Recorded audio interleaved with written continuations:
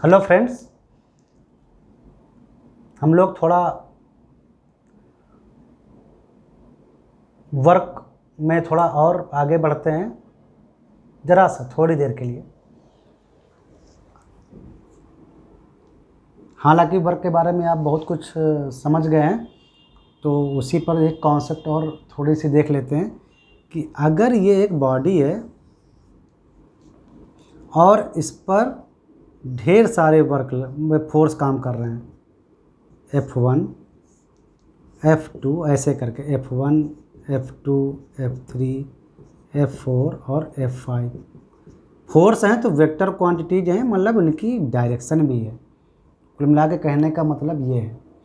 और ये बॉडी अगर डिस्प्लेस्ड होकर यहाँ आ गई, या इस बॉडी का डिस्प्लेसमेंट ऐसे है डी वेक्टर, मतलब ये डायरेक्शन है, डिस्प्लेसमेंट उसका डी वेक्टर है, तब क्या करते हैं, तब हम टोटल वर्क निकालते हैं। Total work done by all the forces क्या है, अलग अलग फोर्स का वर्क निकाल के जोड़ देते हैं। क्योंकि वर्क एक स्केलर क्वांटिटी है तो सीधे ही जुड़ जाएगा। वर्क नंबर में होता है, वर्क नंबर में होता है। तो अगर पूछा जाए कि इस सिस्टम का वर्क निकालो, मतलब यहाँ पर फोर्स लगा के अगर बॉडी को डिस्प्लेसमेंट कराया गया और ढेर सारे फोर्स लगाए गए हैं, जैसे कि 5 फोर्स अलग अलग डायरेक्शन में, तो टोटल वर्क जो निकलेगा सिस्टम पूरा, हर सभी फोर्स के द्वारा टोटल वर्क, तो वो होगा अलग अलग फोर्स, यानी F1 डॉट डिस्प्लेसमेंट प्लस ये तो है इस फोर्स का work, F2 dot displacement, displacement तो पूरा लेंगे, plus F3 dot displacement plus F4 dot displacement और F5 dot displacement. Total F1 plus F2 plus F3 plus F4 plus F5, ये तो वेक्टर्स हैं, ये सम हो जाएंगे, और डॉट डिस्प्लेसमेंट।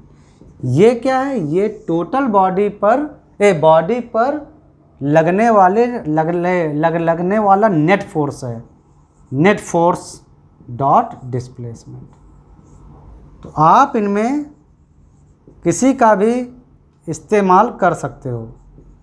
चाहो तो आप पहले उस बॉडी पर सारे फोर्स का नेट निकाल लो, सारे फोर्सेस को वेक्टर्स के तरीके से जोड़कर, और डिस्प्लेसमेंट में डॉट प्रोडक्ट कर दो, या फिर अलग अलग फोर्सेस से वर्क निकालो और उनको जोड़ दो। ठीक है, इसका काम पड़ेगा आगे विशेषकर इसका अलग अलग फोर्स से, अलग अलग फोर्स का इंडिविजुअली वर्क निकालो और सबको जोड़ दो, तो हमको टोटल वर्क मिलता है। ये सम करना इसलिए आसान है क्योंकि वर्क एक स्केलर क्वांटिटी है, वेक्टर क्वांटिटी तो है नहीं, तो सीधे ही जोड़ सकते हैं, डिफरेंट वर्क को सीधे ही जोड़ सकते हैं। अब वर्क को कैसे मेजर करते हैं, मतलब उसका यूनिट क्या होता है, वो तो आप जानते ही हो।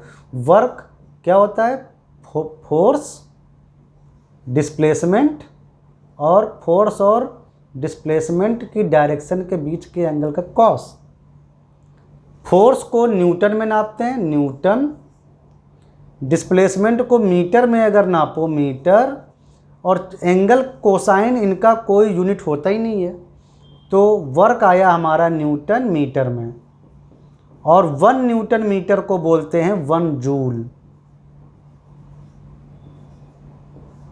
तो वर्क को जूल में मेजर करते हैं। जूल MKS सिस्टम में मेजर किया जाता है, मतलब मास किलोग्राम में, डिस्टेंस मीटर में, और टाइम सेकंड में। ठीक है, अब इतना समझ में आ गया आपको कि वर्क निकालने का तरीका क्या है। अलग अलग फोर्स द्वारा अगर किसी बॉडी पर बहुत से फोर्सेस काम कर रहे हैं तो सभी फोर्सेस का अलग अलग इंडिविजुअल वर्क निकाल के सभी को जोड़ देते हैं। ठीक, अब हम लोग पढ़ते हैं नई चीज़ काइनेटिक एनर्जी। कुछ नई नहीं है, ये आप सब लोग जानते हो। एनर्जी है, ये भी स्केलर क्वांटिटी है, दिशा नहीं होती है, सिर्फ वैल्यू होती है। और एनर्जी है तो जैसे वर्क को जूल में नापते हैं वैसे काइनेटिक एनर्जी को भी जूल में नापते हैं। अगर मास किलोग्राम में है तो MKS मास किलोग्राम में, किलोग्राम डिस्टेंस मीटर में और टाइम सेकंड में, तो जूल में लिख सकते हैं। या फोर्स न्यूटन में हो तो मीटर में भी। हाँ, काइनेटिक एनर्जी की बात करते हैं। अगर कोई पार्टिकल जिसका मास m है और वो v स्पीड से मोशन कर रहा है तो उसकी जो काइनेटिक एनर्जी होगी वो होगी हाफ mv²। इसको तो आप जानते ही हो।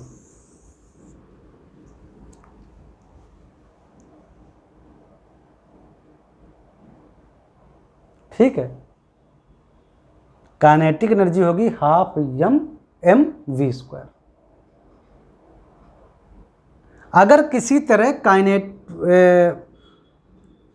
वेलोसिटी या स्पीड बढ़ाते जाएं, स्पीड कह लो, ये स्पीड है, वेलोसिटी नहीं है, स्पीड। अगर किसी बॉडी की स्पीड बढ़ाते जाएं, असल में वेलोसिटी भी कह सकते हो, चूँकि v² जो होता है उसको v.v ऐसे लिख सकते हो, वेलोसिटी और वेलोसिटी का डॉट। एक्चुअली ये ऐसे भी लिख सकते हो, half mv.v, velocity dot velocity dot product. चलो, इसीलिए हमने यहाँ पर स्पीड बोल दिया। ठीक है, तो काइनेटिक एनर्जी कैसे बढ़ती है? अगर दो तरीके से, या तो उस बॉडी का मास बढ़ा दो और वेलोसिटी कांस्टेंट रखो, या फिर वेलोसिटी बढ़ा दो, मास कांस्टेंट रखो, या तो मास और वेलोसिटी दोनों बढ़ा दो। सबसे आसान तरीका है वेलोसिटी बढ़ाना, क्योंकि अगर आपने वेलोसिटी अगर 2 गुनी बढ़ाई तो टोटल वैल्यू 4 गुना बढ़ जाएगी, क्योंकि ये स्क्वायर है, हाफ mv²। जैसे अभी तो मान लो ये है, अब हमने क्या किया कि हमने वेलोसिटी डबल कर दी, तो 2v² यानी 4 टाइम्स हाफ mv²। पहले हाफ mv² थी, वेलोसिटी डबल की तो 4 गुनी काइनेटिक एनर्जी हो गई। लेकिन अगर हम मास डबल करते तो केवल 2 टाइम्स हाफ mv² होता। यानी काइनेटिक एनर्जी पर वेलोसिटी का ज़्यादा इफेक्ट है। ठीक है,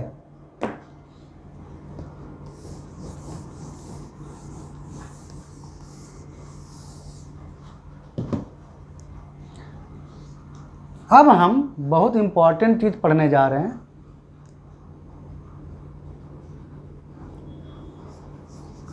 वर्क एंड काइनेटिक एनर्जी का रिलेशन।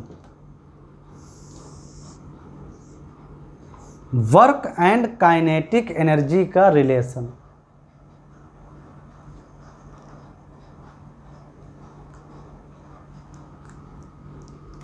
बहुत ध्यान से देखिएगा, ये हमारा ऑब्जेक्ट है जिसका मास m है। इस पर हम फोर्स लगा रहे थे और डिस्प्लेसमेंट हो रहा था, ये मूव कर रहा था, या मोशन में पहले से भी हो सकता है। उसका डिस्प्लेसमेंट है मान लो d वेक्टर सिंपली। तो वर्क क्या होता है हमारा? वर्क होता है फोर्स इंटू डिस्प्लेसमेंट।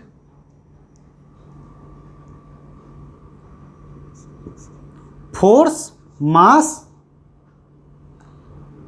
अगर मूव करेगा, मोशन में आएगा या डिस्प्लेस्ड होगा अगर, मान लो थोड़ा डिटेल में आपको बताते हैं कि मान लो अगर ये मास m ऐसे डिस्प्लेस्ड हुआ, ds थोड़ा सा डिस्प्लेस्ड हुआ और बीच में टाइम लिया dt, मतलब dt टाइम में ds डिस्प्लेसमेंट हुआ, फोर्स हम लगा रहे थे इस पर, तो एक्सेलरेशन कितना जनरेट होगा? एक्सेलरेशन जो होता है क्या होता है? d2s बाई dt2, और सिंपली अगर कोई वेलोसिटी है तो dv बाई dt, क्योंकि velocity displacement by time. Vector quantities हैं, वेक्टर नहीं लगा रहे, मन हो तो लगा दो, कोई दिक्कत नहीं।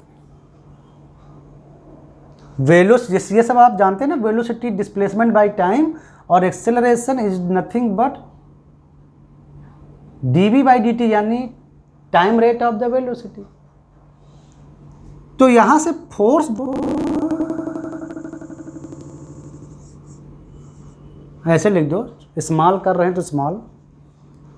फोर्स हमारा अभी कांस्टेंट है, जो भी है फोर्स कांस्टेंट है, याद रखना।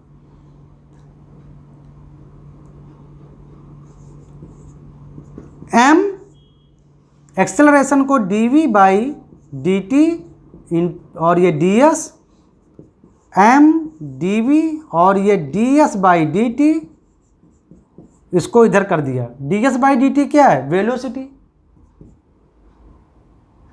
डिस्प्लेसमेंट और टाइम इंटरवल, वेलोसिटी। तो m v dv, ये तो था छोटा सा डिस्प्लेसमेंट कराने में वर्क dw।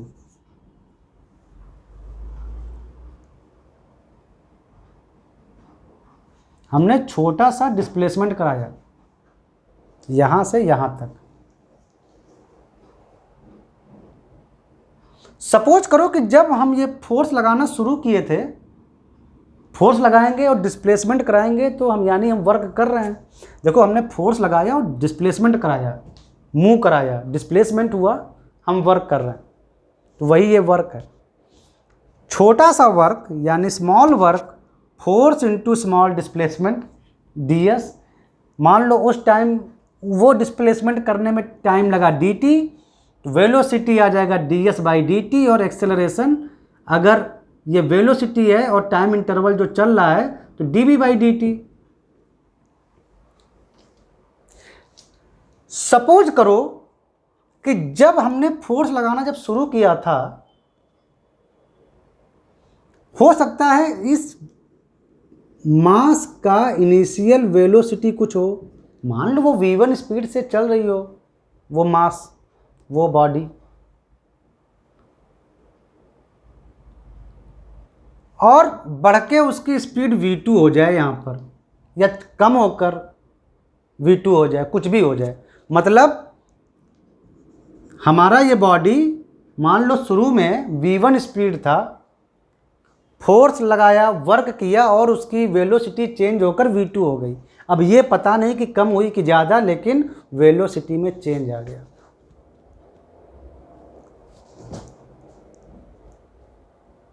तो टोटल वर्क जो होगा वो क्या होगा? वो इसका इंटीग्रेशन, मतलब total work, full work. v1 speed से v2 स्पीड तक हमने बॉडी की वेलोसिटी चेंज की, बढ़ाई घटाई नहीं पता है। बढ़ेगी तब जब हम उस बॉडी को एनर्जी ट्रांसफ़र करेंगे, यानी हम पॉजिटिव वर्क करेंगे। और स्पीड घटेगी कब? जब हम उस बॉडी से एनर्जी खींच लेंगे, यानी हम निगेटिव वर्क करेंगे। तो हमको पता नहीं हम क्या कर रहे हैं, हम वेलोसिटी को चेंज कर रहे हैं इनिशियल से फाइनल। v1 था, हमने v2 किया, वेलोसिटी चेंज करके mv/dv। मास कांस्टेंट था, मास को निकाल लिया, बॉडी का कुछ मास होगा, और केवल बचा इंटीग्रल v/dv, और v1 स्पीड से v2 स्पीड तक चेंज किया। इंटीग्रेशन आप लोग अच्छे से जानते ही हो, m we square by 2, V1 से V2 तक चेंज, तो ये आया आपका हाफ, बाहर निकाल लो, m V2 square minus V1 square, यानी half m V2 square minus half m V1 square. मतलब टोटल वर्क जो हमने किया, work done is nothing but half m V2 square. V2 क्या है? V2 फाइनल वेलोसिटी है, यानी kinetic energy final minus kinetic energy उस बॉडी की इनिशियल आई। तो work done is nothing but change in the kinetic energy of the body. अगर work done positive हुआ, हमने उस बॉडी पर ऐसा वर्क किया कि एनर्जी बॉडी को ट्रांसफ़र हो गई, पॉजिटिव वर्क, तो जाहिर सी बात है कि उसकी काइनेटिक एनर्जी फाइनल वाली पॉजिटिव। मतलब ये पॉजिटिव, अगर ये इक्वल के इधर पॉजिटिव है तो मतलब इधर भी पॉजिटिव। और ये पॉजिटिव कब आएगा? जब ये हिस्सा इससे बड़ा होगा, यानी ये final kinetic energy initial kinetic energy, ये आई मतलब इनिशियल से ज़्यादा हो जाएगा। यानी अगर हम किसी ऑब्जेक्ट पर या किसी बॉडी पर वर्क करते हैं और पॉजिटिव वर्क करते हैं, मतलब अगर हम उस बॉडी को एनर्जी ट्रांसफ़र कर रहे हैं तो उसकी फाइनल काइनेटिक एनर्जी बढ़ जाएगी। काइनेटिक एनर्जी में जो चेंज आएगा वो पॉजिटिव होगा, उसकी स्पीड बढ़ जाएगी। और अगर निगेटिव वर्क करेंगे, यानी हम उस बॉडी से एनर्जी खींचेंगे, तो उसकी स्पीड घट जाएगी, यानी काइनेटिक एनर्जी में चेंज निगेटिव आएगा। तो इसको बोलते हैं वर्क एंड एनर्जी रिलेशन। बड़ी बड़ी प्रॉब्लम बहुत आसानी से सॉल्व हो जाती है इस चीज़ से। वो हम आगे आपको बताएंगे जब केस सॉल्व करेंगे। तो work done is equal to change in kinetic energy. ठीक है, समझ में आ गया? बहुत नॉर्मल चीज़, इसको याद कर लो कि ये वाला फार्मूला बहुत आसान है। Work done is the change in the kinetic energy, kinetic energy final minus kinetic energy of initial stage. Okay,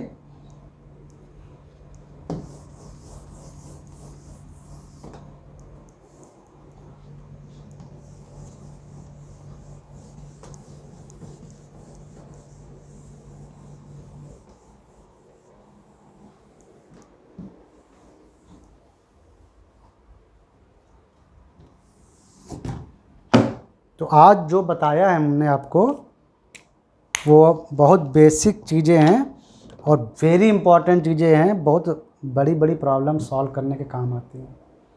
विशेषकर ये थ्योरी जो हमने बताई, वर्क और काइनेटिक एनर्जी रिलेशन से, work done equal to change in kinetic energy of that body. ठीक है,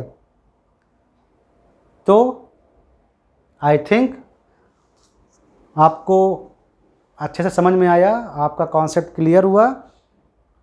कल इसको और इंटरेस्टिंग बनाएंगे, कुछ प्रॉब्लम्स उठाएंगे, कुछ केस उठाएंगे, सॉल्व करेंगे। हमको एनालाइजिंग आना चाहिए, एनालाइजिंग मतलब प्रॉब्लम को कैसे सॉल्व करना है। ठीक है, आपका कॉन्सेप्ट क्लियर होना चाहिए, आप कोई भी प्रॉब्लम सॉल्व कर सकते हो। चलो एंजॉय करो, मिलते हैं नेक्स्ट एपिसोड में, तब तक के लिए बाय बाय।